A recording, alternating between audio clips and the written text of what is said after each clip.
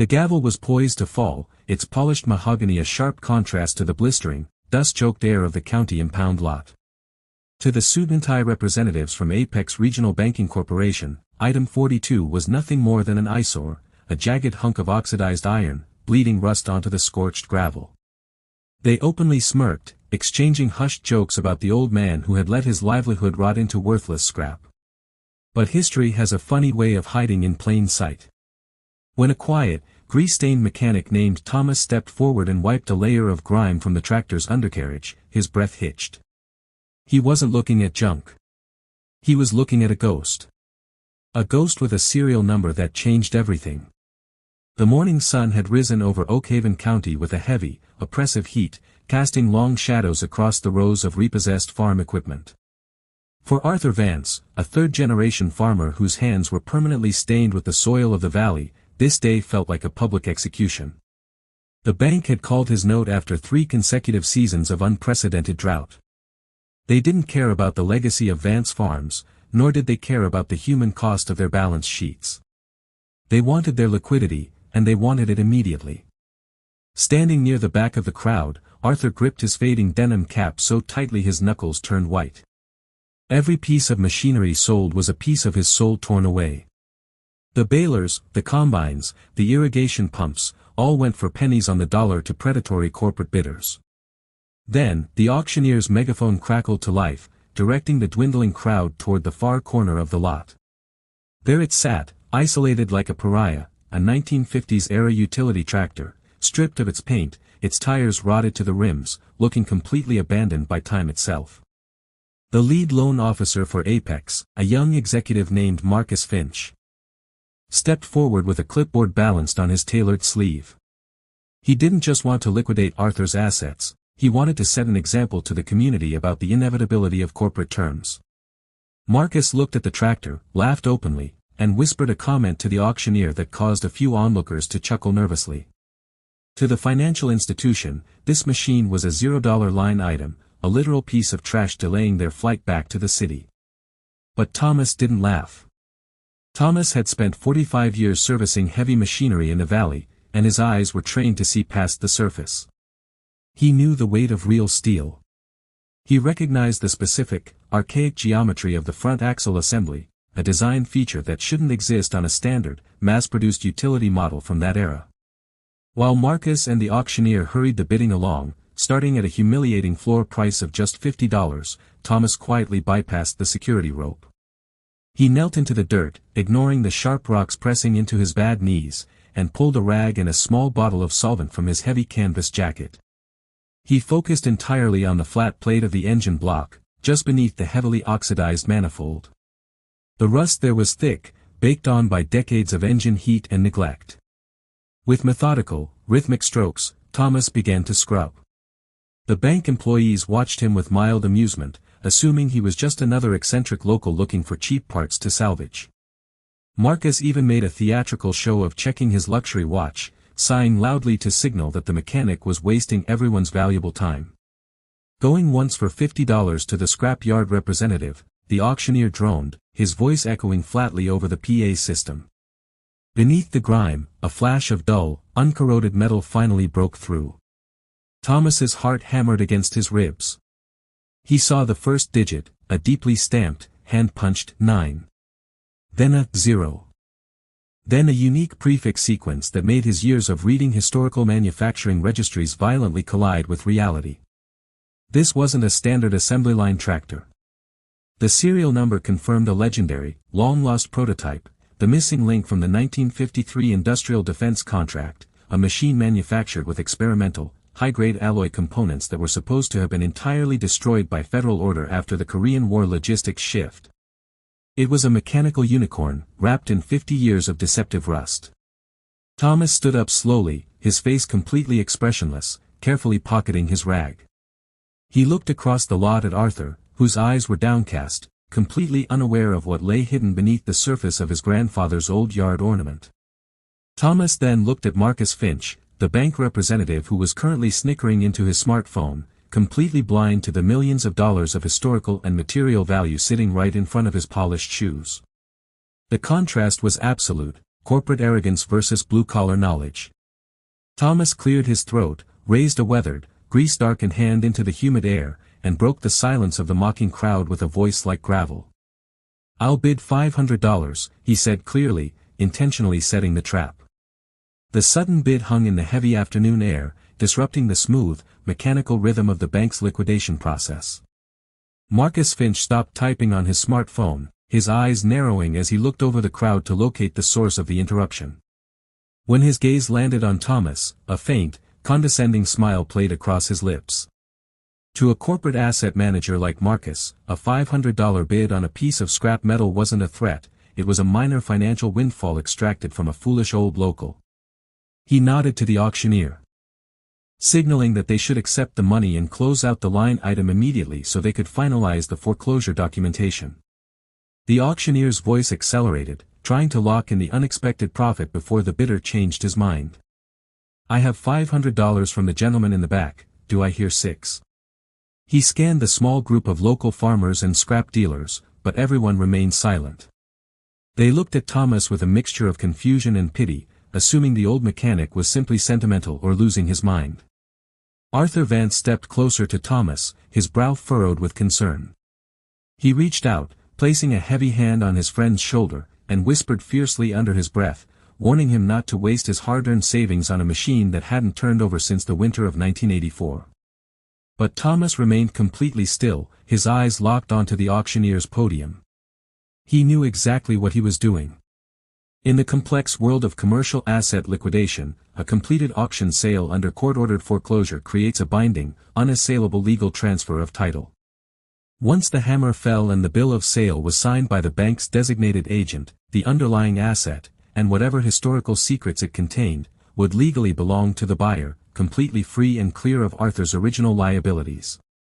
Thomas wasn't just buying an old tractor, he was executing a precise legal maneuver designed to rescue his neighbor from financial ruin. Marcus Finch, eager to wrap up the day's proceedings and catch his afternoon flight back to the corporate headquarters in the city, stepped up to the podium and whispered to the auctioneer to cut the bidding short. "Let's move this along," Marcus muttered loudly enough for the front row to hear. "We don't have all day to waste on junk." The auctioneer nodded instantly, raising his mahogany gavel high above his head. "Going once for $500, going twice." The wood cracked sharply against the podium block, a sound that echoed across the dusty impound lot like a pistol shot. "Sold to the gentleman in the canvas jacket for $500. A quiet murmur rippled through the remaining onlookers as Thomas calmly walked up to the clerk's table to finalize the transaction. He pulled a weathered leather wallet from his pocket and counted out 5 crisp, $100 bills, money he had originally set aside for a new hydraulic lift for his repair shop. Marcus Finch watched him with an air of smug superiority, leaning against the fender of a nearby repossessed pickup truck. "Congratulations, old-timer," Marcus sneered, his voice dripping with sarcasm. "You just bought yourself half a ton of premium American rust. Let me know if you need the bank to finance a tetanus shot for you." Thomas didn't flinch, nor did he offer a witty retort. He simply waited for the clerk to stamp the official certificate of sale with the county court's blue ink seal. He watched carefully as Marcus signed his name on the line designated for the releasing institution, legally certifying that Apex Regional Banking Corporation had surrendered all present and future claims to the item identified by its basic chassis description. With the paperwork safely tucked into his inside pocket, Thomas turned around and walked over to Arthur, who was standing by the edge of the lot, looking utterly defeated by the loss of his family's heritage. "Why did you do that, Tom?" Arthur asked, his voice shaking with a mix of gratitude and exhaustion. "That old utility tractor isn't worth $50 for the rubber alone, and you know it. You shouldn't have thrown your money away on my account." Thomas looked around the lot, ensuring that Marcus Finch and the other bank representatives had moved out of earshot toward their air-conditioned luxury SUVs. He leaned in close to Arthur, his expression turning intensely serious. "Arthur, we need to get your flatbed trailer over here right now," Thomas whispered. "And we need to move this machine before that suit realizes exactly what he just signed away." Arthur frowned, confused by the sudden urgency in his friend's voice, but 40 years of mutual trust outweighed his skepticism. He nodded, walked over to his old working truck, and backed the trailer up to the rusted machine. Together, using a heavy-duty electric winch that strained against the dead weight of the frozen transmission, they slowly hauled the mysterious tractor onto the deck. Throughout the entire process, Marcus Finch watched from a distance, laughing with his associates as the two older men labored in the heat to transport what the bank considered literal garbage. They had no idea that the real auction hadn't even begun yet. The heavy steel doors of Thomas's workshop slid shut, cutting off the blinding glare of the afternoon sun and locking out the rest of Oakhaven County. Inside, the air smelled of vintage lubricants, cutting oil, and old iron. The tractor sat in the center of the concrete bay, looking wildly out of place beneath the bright industrial halogen lights. Arthur Vance wiped his brow with a grease-stained handkerchief, leaning against his truck's tailgate, still thoroughly baffled by his friend's erratic behavior at the auction. "All right, Tom," Arthur said, his voice echoing off the corrugated metal walls. "We're isolated. The bank has their $500, and I have a yard ornament I can't afford to store. Tell me what's going on." Thomas didn't answer right away. Instead, he walked over to a heavy rolling tool cabinet, unlocking a drawer that contained his most specialized diagnostic instruments. He pulled out a precision digital caliper, a high-intensity ultraviolet inspection lamp, and a worn, leather-bound volume titled The Department of Defense Industrial Logistics Registry, 1950 to 1955. He laid the items out on a clean workbench like a surgeon preparing for a critical operation.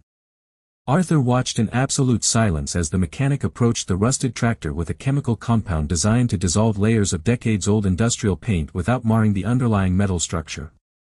"Arthur, your grandfather didn't just buy a surplus tractor back in the late 50s, Thomas began, his voice dropping to a low, intense register. "He bought an anomaly. Look at the bell housing on this transmission." Thomas sprayed the chemical agent onto a specific section of the casing. Within seconds, the top layer of flaky, orange rust began to liquefy, bubbling away to reveal a metal that didn't look like standard gray cast iron. It possessed a faint, distinctly bluish-silver luster that caught the bright halogen light in a peculiar way. Standard production units used low-tensile iron castings because they were cheap and easy to mass-produce. This is an experimental vanadium-titanium steel matrix. Arthur stepped closer, his curiosity finally overcoming his exhaustion. He knelt beside Thomas, watching as the mechanic took the digital caliper and measured the thickness of the structural support beams. "Look at these dimensions," Thomas muttered, showing Arthur the digital display.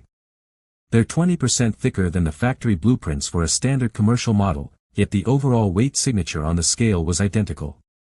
That's only possible if the metallurgy is military grade." Thomas then turned on the ultraviolet lamp, sweeping the beam over the clean serial number plate he had uncovered at the county impound lot. Under the UV light, a secondary, faint, chemical-etched stamp appeared just above the alphanumeric sequence, US DOD X004. Arthur gasped slightly, the technical jargon finally aligning with something tangible.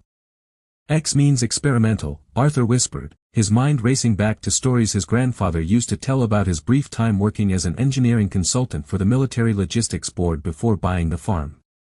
"He always told me he kept a piece of history in the old barn, but I thought he was talking about his old uniform or his medals. I never thought he meant the tractor we used to haul hay with." "It's more than just a piece of history, Arthur," Thomas said, opening the vintage military registry book to a dog-eared page marked Classified Assets, Logistics Disposals. He pointed his grease-stained finger at a heavily redacted paragraph. In 1953, the Department of Defense commissioned 5 prototype utility platforms designed to operate in extreme, high-radiation environments for tactical support logistics. They were built to be virtually indestructible, using experimental alloys that cost more than their weight in gold at the time. When the contract was cancelled due to geopolitical shifts, 4 of the prototypes were verified as melted down at the foundry. The 5th one simply vanished from the manifest. The military wrote it off as a transport loss. The weight of the realization hit the room like a physical blow. The machine sitting in Thomas's shop wasn't just a nostalgic piece of agricultural history, it was a priceless industrial artifact, a preserved piece of mid-century defense engineering constructed from rare, high-value strategic metals that corporations and private museums would spend millions to acquire. An apex regional banking corporation. In their absolute haste to humiliate a local farmer and clear their books of what they deemed worthless junk, had legally transferred the absolute title of this asset to Thomas for a mere $500. Thomas looked at Arthur, his eyes burning with a fierce determination. "Marcus Finch thought he was wiping his boots on you today, Arthur. He thought the bank could use their legal teams and their financial leverage to strip away everything your family built over 3 generations. But they made a fatal error. They didn't do their due diligence. They didn't inspect the asset before they brought it to the auction block, and they signed a total waiver of liability and discovery." Thomas reached into his pocket and pulled out the court-stamped certificate of sale, laying it flat on the tractor's rusted hood. "This paper means the bank can't touch this machine. And tomorrow morning, we are going to use it to take your farm back." The glass and steel monolith that served as the regional headquarters for Apex Regional Banking Corporation loomed over the city center, a stark monument to corporate dominance. Inside the 16th-floor boardroom, Marcus Finch was reviewing the final closure documents for the Oakhaven County liquidations, a self-satisfied smile on his face. His triumph was abruptly interrupted when his administrative assistant opened the door, looking noticeably pale. "Mr. Finch, you have visitors. They don't have an appointment, but their legal counsel states that if you don't see them immediately, they will file a formal injunction at the federal district court before noon." Marcus scoffed, straightening his silk tie as he walked out to the reception area. His smile returned when he saw Arthur Vance and Thomas standing there, still wearing their clean, work-faded denim. Standing beside them was a sharp, impeccably dressed woman carrying a heavy leather briefcase, Evelyn Ross, the most formidable corporate litigation attorney in the Tri-County area. Marcus leaned against the reception desk, his posture dripping with condescension. "Arthur, Thomas. I see you brought a lawyer. If this is about the foreclosure, I'm afraid you're wasting your money. The auction is closed, the assets are liquidated, and the contracts are legally binding." Evelyn Ross didn't smile. She stepped forward, placing a thick, bound document directly onto the desk in front of Marcus. "Mr. Finch, we are not here to challenge the foreclosure of Vance Farms. We are here to discuss the absolute legal title transfer of item 42 from yesterday's auction catalog, which you personally signed, sealed, and executed on behalf of Apex Regional Banking Corporation." She opened the binder, revealing a certified copy of the bill of sale alongside a verified metallurgical assay report bearing the official seal of the State University's Engineering Division. Marcus glanced at the paperwork, his eyes scanning the technical terms. "The rusted tractor. What about it? Your client bought a piece of junk for $500. The transaction is complete. The bank has no further interest in that piece of scrap metal, and frankly, we don't care what he does with it." He let out a short laugh, looking at the receptionist to share the joke. "If you're here to ask for a refund because the engine is seized, you're out of luck. The sale was strictly as is, where is, with all faults." "We aren't asking for a refund, Mr. Finch," Evelyn Ross replied, her voice dropping to a dangerously calm tone. "We are here to inform you that under Uniform Commercial Code Article 2, Section 316, while you successfully excluded implied warranties of quality regarding the tractor's functionality as an agricultural implement, your institution failed to execute a discovery reservation under federal strategic asset protocols. Yesterday afternoon, you legally sold a classified, military-grade industrial prototype constructed from an experimental vanadium titanium alloy matrix." Marcus's smirk began to falter. He reached down and picked up the assay report. His eyes widening as he read the calculated material value of the machine's primary structural casting. According to the independent laboratory certification, the tractor contained over 3,000 pounds of high-purity, weapons-grade strategic metals that were currently subject to a strict federal procurement buyback program due to global aerospace manufacturing shortages. The raw material value alone, completely ignoring its astronomical historical significance to military museums, was valued at just over $2.4 million. This is absurd," Marcus stammered, a bead of sweat breaking out along his hairline. "This has to be a mistake. It's an old utility tractor. It belonged to Arthur's grandfather. The bank's internal valuation team assessed it as having a $0 scrap equity value." He looked frantically between Arthur and Thomas, his corporate composure rapidly evaporating. "If this machine is indeed a federal asset or contains restricted materials, the original transaction is void due to a mutual mistake of fact. The bank will rescind the sale and return Mr. Thomas's $500 immediately. Evelyn Ross leaned forward, her eyes locking onto Marcus with predatory precision. It was not a mutual mistake, Mr. Finch. My client, Thomas, performed standard visual due diligence on-site during a public exhibition period. Your institution, possessing superior resources, had over 90 days to inspect the collateral before bringing it to the auction block. Instead, your staff openly mocked the asset, refused to clean the chassis, and hurried the bidding process to suit your personal travel schedule. Under established commercial law, gross negligence during asset evaluation prevents an institutional seller from claiming equitable rescission. Marcus felt the room spin. He realized with terrifying clarity that he had personally signed away a multi-million-dollar government-contracted artifact for the price of a cheap television. If the executive board discovered that his arrogance had caused a multi-million-dollar loss while trying to collect a $60,000 agricultural debt, his corporate career would be instantly dismantled. He dropped the paperwork onto the desk, his hands trembling slightly as he looked at Arthur Vance, who was standing tall, watching the corporate executive finally face the consequences of his actions. Marcus Finch sank into the leather chair behind his mahogany desk, the absolute authority he had wielded just 24 hours ago completely shattered. The silence in the executive boardroom was deafening, broken only by the hum of the climate control system and the frantic tapping of Marcus's fingers against his smart tablet. He knew the law.